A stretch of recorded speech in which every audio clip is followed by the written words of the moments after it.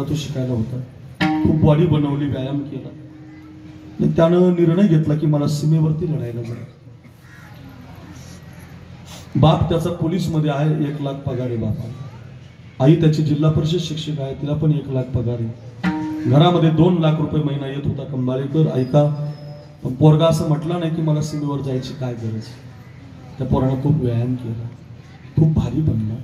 अण्णा तो पोरगा मिलिटरीच्या परीक्षेत पास झाला आणि 2018 साली 18 वर्षाचा पोरगा हातामध्ये बंदूक घेऊन 24 मराठा बटालियनमध्ये देशाची सेवा करायला लागला. 18, 19, 20, 21, 22, 23 अशी 6 वर्ष देशाच्या मातीसाठी खूप दहशतवादी त्यानं मारले. इतका राजगंडा पोरगा होता, इतका गोरापान पोरगा होता.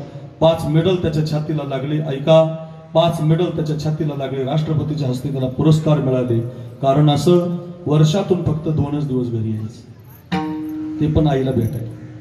परत थांबतच नव्हता. माझा देश, माझा धर्म, तू मेरा कर्मा, तू मेरा धर्म, तू मेरा अभिमान है. हे वतन हमने तो तुमको दिल दिया है, जान भी देंगे, जान भी. आपण ऐकतो की नाही, जावेदा असं म्हणायचा. फक्त खूप सन्मान झाला त्याचा, देशासाठी जगला. ऐका खंबाळेकर, या अक्रूर महाराज साखरेचं कीर्तन घरी घेऊन जा. आणि देशासाठी लढता लढता मागच्या वर्षी तो कॅप्टन झाला 2023ला. आणि कॅप्टन झाला म्हणून त्याच्या हाताखाली 3000 पोरं आली. त्याला स्वतंत्र एक प्रदेश देण्यात आला, तो सियाचीनचा. त्या सियाचीनच्या बर्फाळ प्रदेशात रात्रीची ड्युटी करत असताना आपले 4000-3000 पोरं लढत होते. आणि तिकडे खूप बर्फ पडतो, 03, 04 असं तापमान असतं.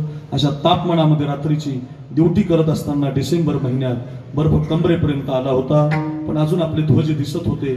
ध्वज झाकले नाही पाहिजे, सीमा ओलांडली गेली नाही पाहिजे, कुणी आपल्या सीमेवर अतिक्रमण केलं नाही पाहिजे. आणि आपले जवान बर्फामध्ये भिजून सुद्धा देशाचं रक्षण करत होते.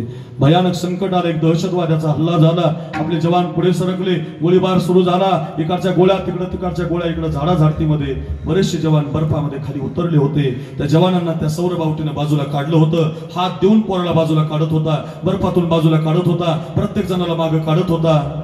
पोरांना वाचवता वाचवता 25 वर्षाचा तो सौरबावटी एका बर्फाच्या खदानीमध्ये पडला.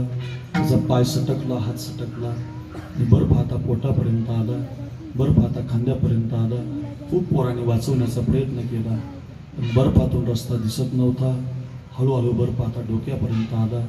डोळे सुद्धा झाकून गेले, श्वास सुद्धा बंद झाला.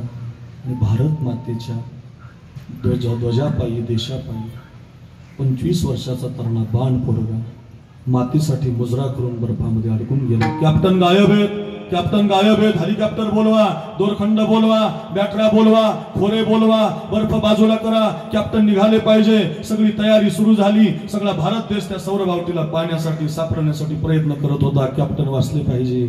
खूप प्रयत्न केले गड्या, प्रयत्न काही कामी आले नाही.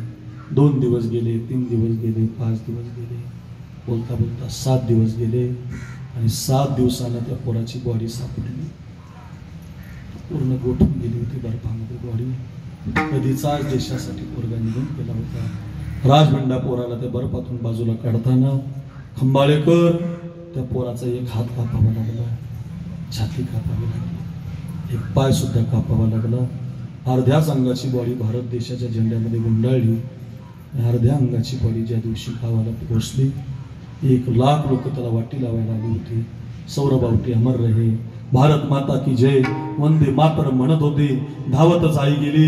आईनं झेंडा सरकवला. आपुलता एक, एकुलता एक पोरगा मृत्यूच्या शेवरती पाहिला. हंबरडा फोडून माहेर राहायला लागले. दुभंगली धरणी माता, फाटले आकाश,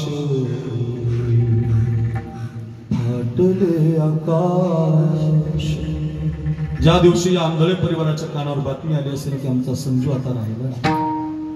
दुभंगली धरणी माता, फाटले आकाश.